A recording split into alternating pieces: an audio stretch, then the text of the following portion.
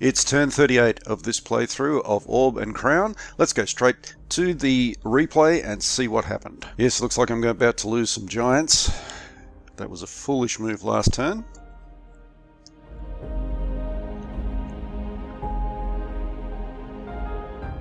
And Nick is determined to take a few points off my fleets before they disappear in Yugoslavia.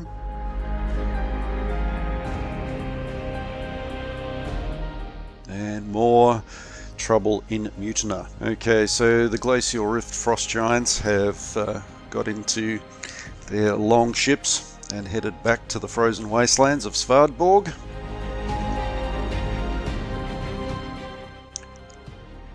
Some liberated places. Another uprising in Mutina and intercepted trade routes. Okay. Spies are telling me all sorts of trivia. Luckily they don't cost me too much. Okay, so I'm going to put these garrisons as close as I can to Mutina, because that's what they're going to do, is they're going to go down there and try to stop these recalcitrants from being a nuisance, basically. But the veteran unit that's been produced, I'll put straight over here, heading over towards Angford. Drusus, a new leader for Potentia, and I will put him, assume it's a him, down here, ready to put together the army that is going to, well, support the one that's already there. Let's put him, well, close to the front. Imhotep gets some cavalry and some veterans. Probably should have put the cavalry over there as well, but that's alright. We're going to try and take this port here of Buvalu. Up to Guatenheim, where things have sort of quietened down a little bit. They're kind of waiting for the onslaught a bit. Now I can... Right, so I will attack... Everything's ready there. I will attack these cavalry units. Should be able to finish them off.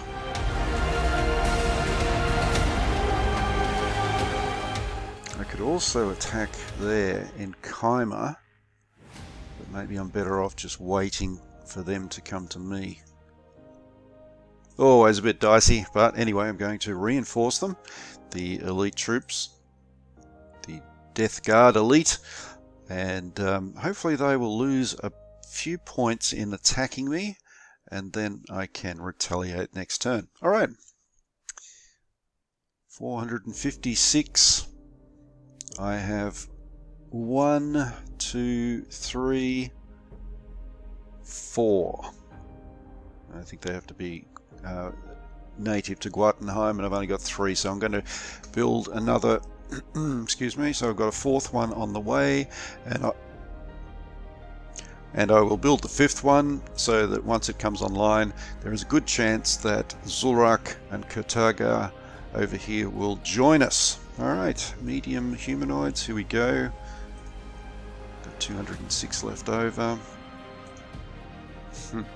I could in fact rebuild Draka, but I'm thinking that these rebels here won't last very long, so it's probably not worth sinking too much into them at this stage.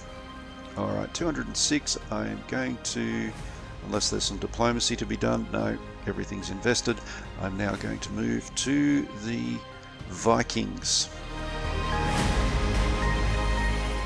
And continuing to upgrade them, getting to the point now where I've probably upgraded pretty much everything that I need to. They're going to stay behind, so I don't really need march and formation there. I will send the leader down at some stage with these. I just want to make sure that the units at the front are ready to do something useful.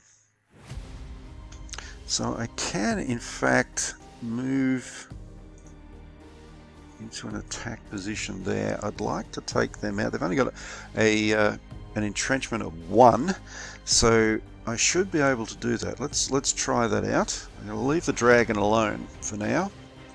They have a reasonably good chance of avoiding all damage anyway, so I'm just going to try and bring their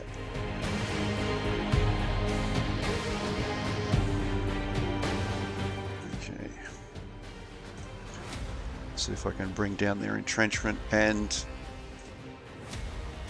do some nasty damage to them.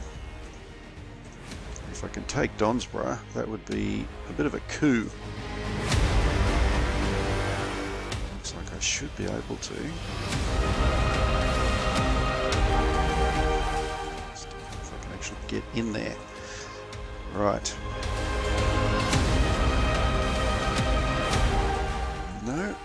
No, not quite able to get into Donsborough.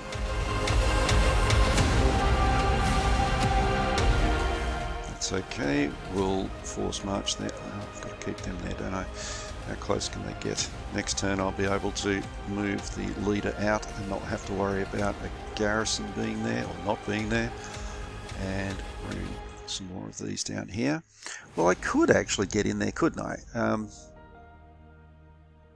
No, I can't get into the port.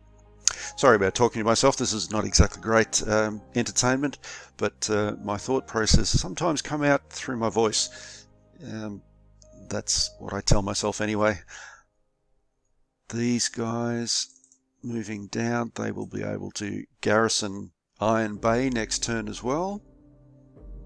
I'm going to send Agnarsson down to lead some of the forces in this part of the campaign. He is a seasoned campaigner and he knows this area well because back in his younger days he fought the great battles against Guildford and Angnord around what was called Daneskill, then lost great battles, including one against the King of Angford, King Amist, back in the days when he was still a prince.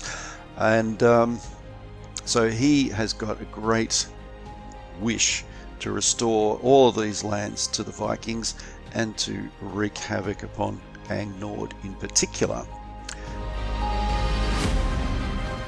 Okay, can we move anything more? There's some more raiders here. I'm going to put them into long range, this time intentionally, put them into long range vessels. These guys, no they can't. They are fairly expensive long-range vessels. And before I forget, I'm going to go up here to the north, and after a great trek over land and sea and ice, Ingrid Pullbeard makes it to Arctio. This stage, a bit of an anticlimax, nothing's happened, but at the end of the turn there will be a bit of a fanfare, and the produce or the production from the frozen wastelands will start heading down towards Mittelheim. Now I'm going to leave them up here. Yes, or maybe I can send them. Right, I will send the elites from West Kilmar as far as they can go, which is pretty much to Iron Bay at this stage, and I'll just sit there, wait until next turn. Thankfully these giants did not get attacked. There would have only been a bit of a scouting mission from the dragon to see where they were. It's quite possible that they could have gone further, and that would have been a waste of a dragon's attack. Better to take out the giants like he did. Alright, over to Andania, and we'll finish these rebels off here. And like I said last turn, this area here quite often mobilises. I guess it's that little forest there that provides great cover, and the lake which provides water and sustenance for the mutinous to mutiny basically. Alright, my forces will continue to move towards Vermont for an eventual attack against Angford. And they'll move as quickly as they possibly can. Even though I know that it's quite possible that Mutiner will have more units that can mobilize and cause a nuisance, I would rather have these guys moving than sitting back doing essentially nothing.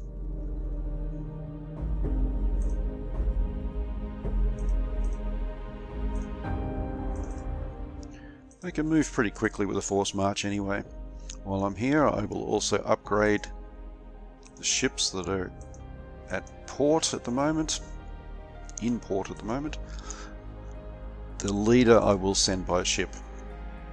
So Della Fosse, the leader, we will send him across by ship, otherwise it'll just take forever to get there. I will upgrade these veterans as well. They're not going to stay there. Once the garrisons have come in to take their place, they will move on. We've got 154 left. I believe I might keep that 154 unless there's some useful diplomacy to use it on. Danevirk, well, look at that. That could be useful. Yeah, definitely. They're 81% towards the Allies, so if I can put a bit of a slow on that, that would be good. Pirate Kingdom, see if we can get them on board as well. I've still got one left. And Teldora, yeah.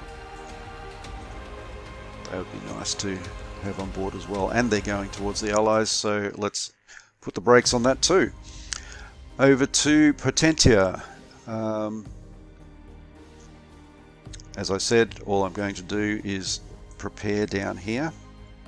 We've got level 2 weapons, which is great. And I really need to build these guys up, otherwise I'm just not going to be able to get through them. So, no, they're too far away. That's a pity.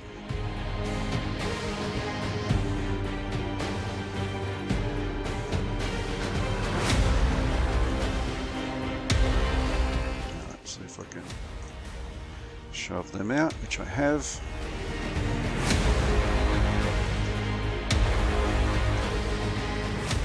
How much can I get for these? Up to 8, that's not too bad. And I saw his ship try to escape out here, so I'll see if I can find it. Yep, righto. Seek and destroy, and keep this pressure on here as well. Let's see, what's the supply? Oh, that's why they can't upgrade. So let's see if I move down here. Still not great.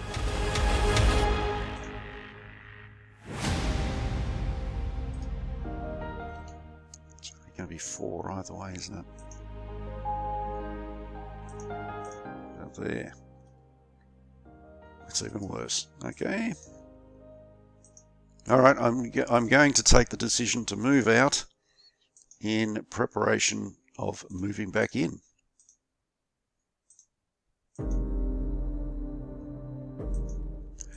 Once they have been upgraded, which I should be able to do next turn, they will be much better placed to continue the fight. Much sharper weapons, I guess that's what it is. Or better spears, I don't know. Okay, that will do, I think, for those guys. They've got 786 points, so I need to make sure that the colonies are properly upgraded. It's all part of the deal. We'll send troops if you keep us in the best equipment and the best armor. It's a fair deal. And they can't quite upgrade, neither can they. Right, while I'm here, I will try to take out this garrison there and move further up.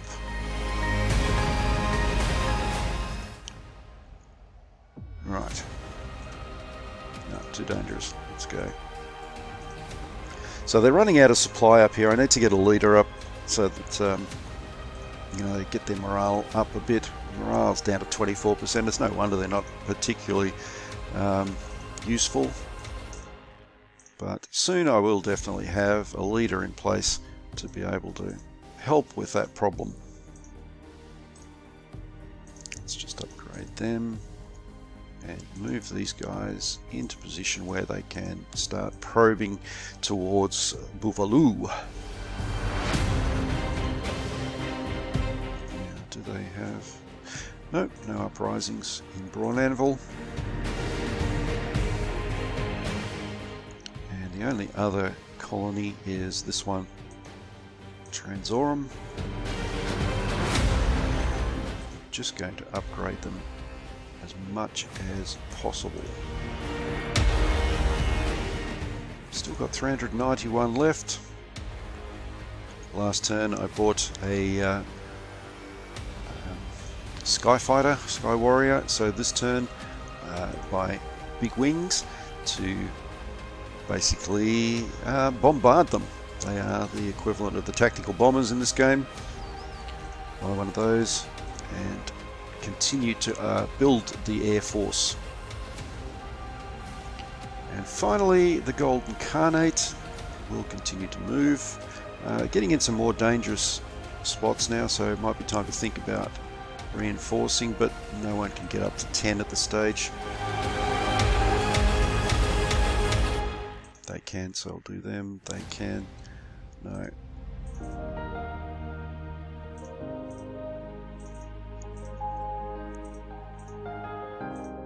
So, alright, the leader can get in a nice little galley and risk it all. And where will I suppose I'll go to this port here. Now we have a leader in position, well, soon to be in position to help with that, guide and lead that attack that will go into the ancient lands.